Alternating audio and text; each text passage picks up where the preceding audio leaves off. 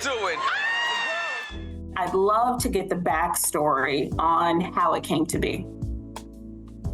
Well, it really came to be out of our first project, with Wendy, her Lifetime documentary, Wendy Williams, What a Mess, her title, by the way, that she chose. And this documentary was initially going to be part two, of that documentary. It would kind of pick Wendy up from where we left her and tell the story towards the end of her show and document her journey back. As we began filming, it gradually became apparent, that wasn't really going to be the story and that another story revealed itself. Why?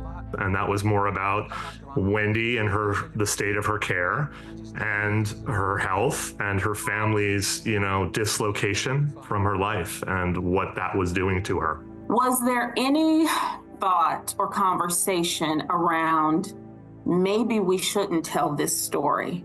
Of course, every day there were those conversations. Should we film today? Should we not film today? This documentary really ultimately captured a time in Wendy's life between when she was removed from her family's care, when she was down in Miami and brought to New York and left alone kind of in her apartment, in isolation. I miss my family.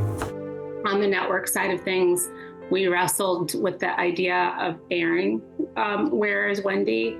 And that was a debate in our hallways for a long time. How much of this is Wendy? How much of this is the Wendy Williams of 5 years ago, of 10 years ago? How much of this is her telling her story? Are we ready? Well, this is all Wendy in the time period that we interacted with her, right? And Wendy today is in a slightly different place, than what she was at that time. We wrapped filming with Wendy in April of 2023. We interacted with many different Wendys. There were some days where Wendy was on it and great, and there were days that she was not, but always had a voice, in what we were filming, how we were filming it, when she didn't want to film, all of those things were respected, as well as all the people close to her. So good to see you again, Dad. I know she's very close with her father, sister, some other folks. I know they're not her legal guardians. How much of a say did they have in this? Did they have a say in what ended up on the cutting room floor at all? We worked closely with the family, and it took time, right, to get them, to trust us and tell this story with us. We screened with them and they really supported the story and felt it was truthful. There's profit in this. Does she see money from this project? Wendy directly or guardianship? Where does the money go?